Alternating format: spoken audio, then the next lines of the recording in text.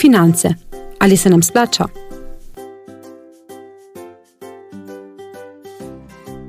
Sedaj imamo opredeljeno rešitev na problem, ki smo ga prepoznali.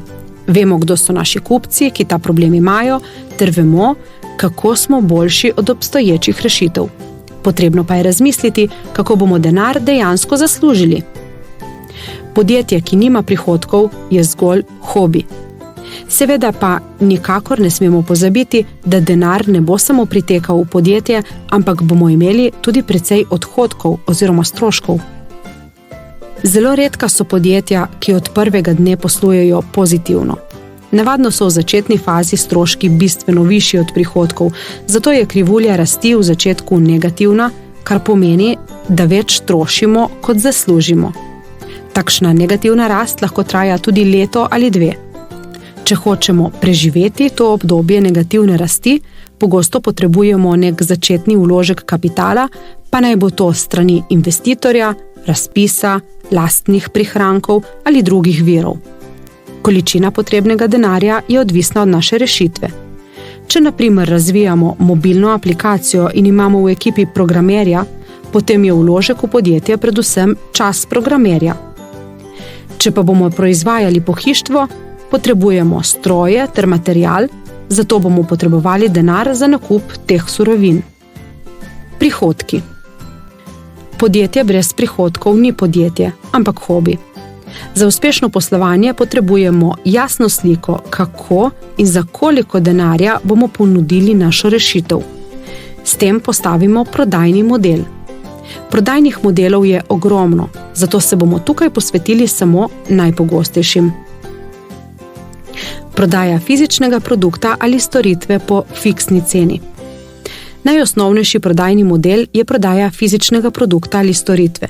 Tega poslovnega modela smo ljudje vajeni, saj se z njim srečujemo vsak dan.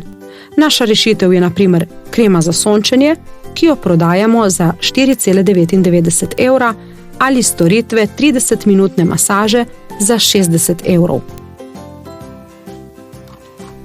Ukolikor se naša storitev spreminja, si s takšnim poslovnim modelom težko pomagamo. Urna postavka. Vzemimo za primer odvetniške storitve. Odvetniki svojih storitev ne morejo zaračunati na enoto, saj je končna cena odvisna od količine dela. Namesto tega lahko vzamejo konstanto, ki je v tem primeru urna postavka. Urna postavka odvetnika je na primer 80 evrov. Pri obračunu končne cene se torej vzame urna postavka, ki se pomnoži s količino opravljenih ur.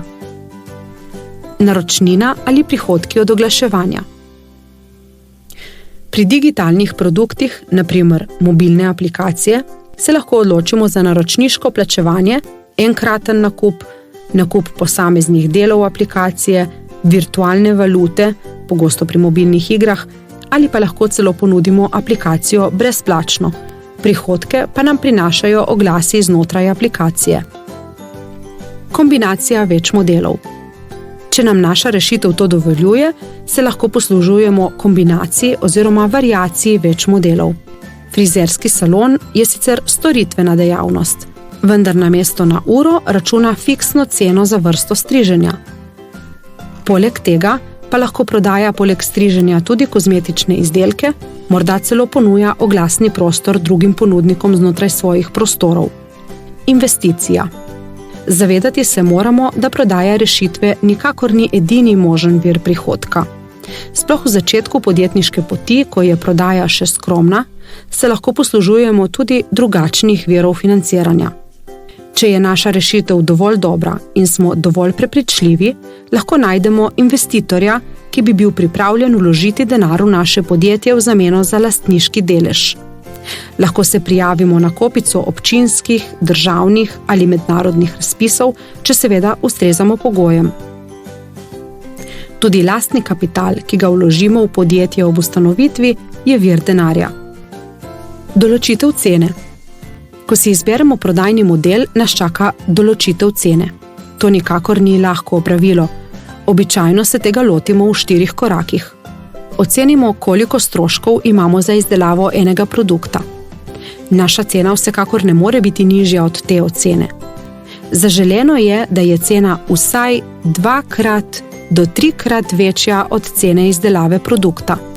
Poskusimo najti vse konkurenčne rešitve, ki na trgu že obstajajo, in preučimo, koliko stanejo. Tako dobimo grobo oceno, koliko so kupci pripravljeni plačati za podobno rešitev. V primeru, da takšna rešitev še ne obstaja, poiščemo rešitve, ki so sicer drugačne od naše, vendar rešujejo isti problem. Ko imamo nekakšno grobo oceno, opravimo intervjuje s potencialnimi kupci z namenom, da ugotovimo, koliko bi bili potencialni kupci pripravljeni plačati za našo rešitev. Najboljši test za prodajo izdelkov je prodaja sama. Med intervjuji nam ljudje pogosto obljubljajo nakup, ki pa ga potem iz takih in drugačnih razlogov ne izvršijo. Izjava potencialnih kupcev, da je vaš produkt zanimiv, ima majhno vrednost, veliko večjo ima recimo vprašanje, kdaj lahko dobavite prve izdelke ali opravite storitev. Domača naloga. Premislite in zapišite, kateri prodajni model najbolj ustreza vaši rešitvi. Z drugimi besedami, na kakšen način boste prodajali vaš izdelek ali storitev.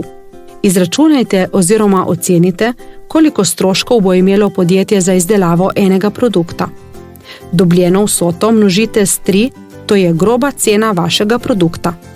Nato preverite cene konkurenčnih izdelkov. Se številke ujemajo? Ukolikor je vaša cena bistveno višja, premislite, ali lahko stroške izdelave produkta znižate, na primer s količinskim nakupom materialov, ki vam omogoča popust pri nabavni ceni. Ukolikor so cene konkurentov višje, imate produkt, ki je cenejši od konkurence in je to lahko vaša prednost. Na srečanju z mentorjem boste preverili in dopolnili sistem prodajnega modela in višino prodajne cene. Odhodki. Tako kot podjetje s prodajo generira prihodke, z uporabo sredstev in nakupom materialov generira odhodke. Zelo pomembno je, da med odhodke zajamemo vse kanale, kjer bomo potrebovali vložek. Vložek je denar, pogosto pa tudi čas.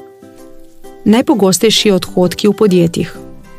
Proizvodni materiali, stroji, najemnine prostorov, računovodstvo, pridobivanje kupcev, marketing, prodaja, vizitke in drugi promocijski materiali, elektrika, voda, spletna stran, spletno gostovanje, spletna trgovina, stroški logistike, stroški najemanja zunanjega znanja, če recimo potrebujemo kemika in ga nimamo v ekipi, ga moramo najeti.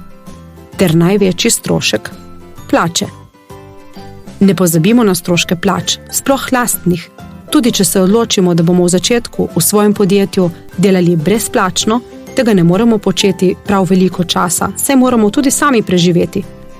Zelo pomembno je tudi, da razumemo razliko med neto in bruto plačo. Predvsem mlajši so pogosto šokirani, ko izvejo, da bo za njihovo 1200 evrov visoko plačo podjetje moralo plačati 2000 in več evrov mesečno. Domača naloga. Sprehodite se skozi vsa polja poslovnega kanvasa in premislite, koliko vas bo polje stalo. Pri tem si vaše ocene skrbno zapišite.